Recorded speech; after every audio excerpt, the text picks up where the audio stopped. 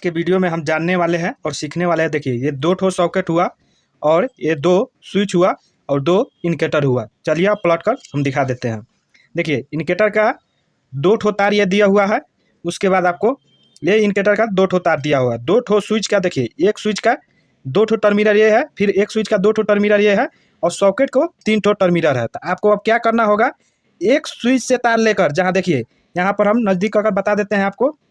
देखिए यहाँ पर एल लिखा है और यहाँ पर एन लिखा है, फिर इसी तरह यहाँ पर एल लिखा है और यहाँ पर एन लिखा है। तो जैसे एल लिखा हुआ है तो एक तार आप स्विच से लेकर ऊपर वाले टर्मिनल से यहाँ से एक तार लेकर यहाँ जोड़ दीजिएगा, फिर इसी तरह यहाँ से एक तार लेकर यहाँ जोड़ दीजिएगा। जोड़ने के वक्त में ये इंडिकेटर के तार भी एक यहाँ जोड़ दीजिएगा। चलिए हम सबसे पहले यहाँ से यहाँ एक तार जोड़ते हैं। देखिए लाइन लिखा है इसमें, तो इसमें हम जोड़ते हैं।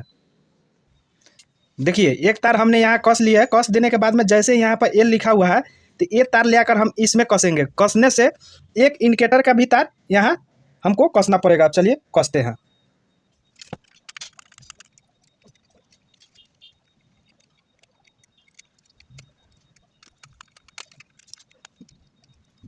देखिए यहाँ से हमने एक तार लिए है और इस साइड घुमाकर यहाँ पर देखिए ये इंडिकेटर का और ये तार कस दिए। फिर इसी तरह अब एक तार यहाँ से हम लेंगे और यहाँ पे हम एल वाले जो लिखा है यहाँ पर कसेंगे। चलिए पहले हम यहाँ कसते हैं। देखिए यहाँ से हम स्विच में लेकर एक तार कस लिया और फिर एक इंडिकेटर का तार और एक स्विच से जो तार लाए हैं इसको यहाँ पर हम टाइट कर देते हैं। देखिए अच्छा तरह से टाइट कर देने के बाद में आपको अब ये देखिए एन लिखा है और यहाँ पर एन लिखा है, तो ये दोनों टर्मिनल खाली हो गया। तो एक तार यहाँ से लेकर यहाँ कसना पड़ेगा। चलिए हम कसते हैं। देखिए जैसे आप एक तार यहाँ कसिएगा, कसने के बाद में जो एक इंडिकेटर का तार ये छूटा हुआ है इसको साथ में ही यहाँ पर कस दीजिएगा।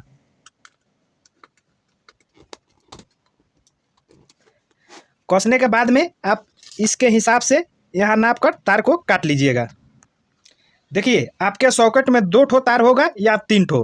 3 ठो होगा तो आपको 2 ठो में लाइन नहीं आएगा और 1 ठो में लाइन आएगा। तो एक आपको अर्थिंग का तार होगा जो पतला होगा और 2 ठो सेम तार होगा। जैसे अब आपको एक न्यूट्रल हो जाता है और एक फेज, 2 ठो है तो एक जो लाइट नहीं आ रहा है वो तार आप ये जैसे तार छोड़े हैं तो ये और ये दोनों लेकर एक साथ में यहाँ पर और इंडिकेटर का तार कस दीजिएगा। अब चलिए हम कसते हैं। देखिए यहाँ से हमने यहाँ एक तार को कस दिया है और एक तार इसी तरह मेरा छूटा है। तो आपको अब क्या करना होगा, एक तार यहाँ से लेकर यहाँ जोड़ना पड़ेगा और फिर इस तार को लेकर यहाँ स्विच में चाहे यहाँ स्विच में कहीं भी कस दीजिएगा। चलिए हम जोड़ते हैं पहले। देखिए ये हमने एक तार कस लिया और यहाँ पर कसने के लिए ये जो फेज का तार है इसके साथ में मिलाकर यहाँ पर कस दीजिएगा।